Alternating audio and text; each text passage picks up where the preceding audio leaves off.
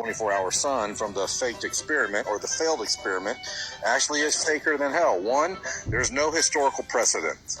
No government office or camp that's been down there for decades has ever reported or recorded a sun. Neither has any scientist or astrophysicist. Neither has any university. Nobody with any alleged authority has ever reported or recorded a 24-hour sun in the South. So that's one. Yeah, you heard that, flat earther. He's demanding government resources and university sources to prove his point. The one thing you guys never accept is the government. And then you say universities are paid by the government, so you can't believe anything they say. And now you're demanding it? Well, fine. If you, expert in research actually spent 5 seconds looking for something, astrophysicist Robert Schwartz holds winter over record for Amundsen Scott Base, South Pole Station. That's a government facility. He set the record for time spent over the winter there. Now, you said no astrophysicists, no government sources, and no university sources. Well, he went down there for the University of Minnesota, Twin Cities College.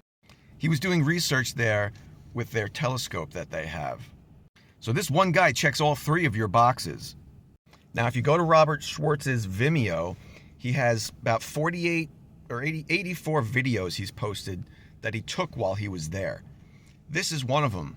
A 5-day time-lapse of the 24-hour sun in Antarctica.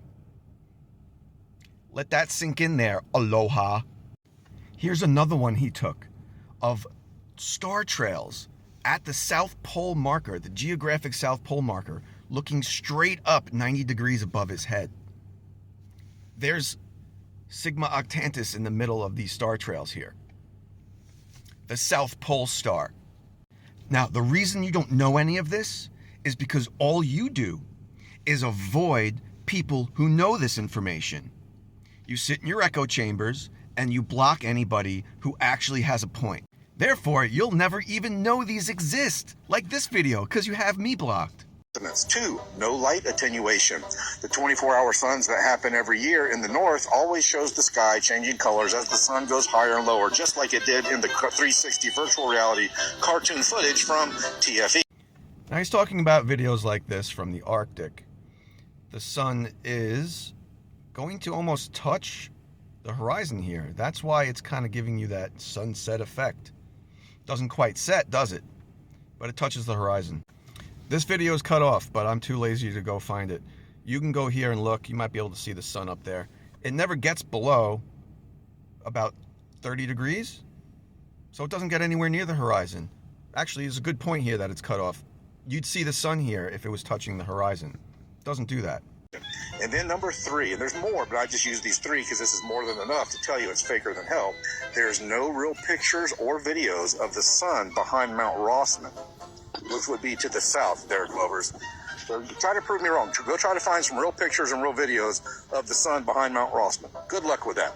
TFE is faker than hell. There's no 24-hour sun in Antarctica. Now, none of what I'm showing here is from TFE. This one's from someone's Flickr account.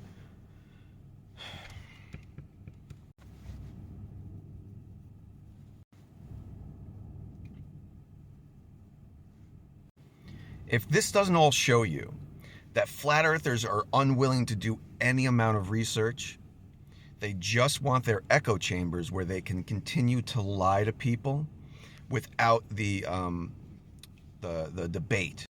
Aloha's a great example. He wants no opposition, none. He just wants to go through his script line by line and then run away. This is what Fred does. This is what Nathan does. This is what most of them do nowadays. They don't want any opposition in their echo chambers. All 3 of his examples were wrong. All 3 of them had no bearing on the situation. Maybe he has others. He said he had so many others, but he only needs these 3. Well, guess maybe you better bring out the others. You guys are pathetic.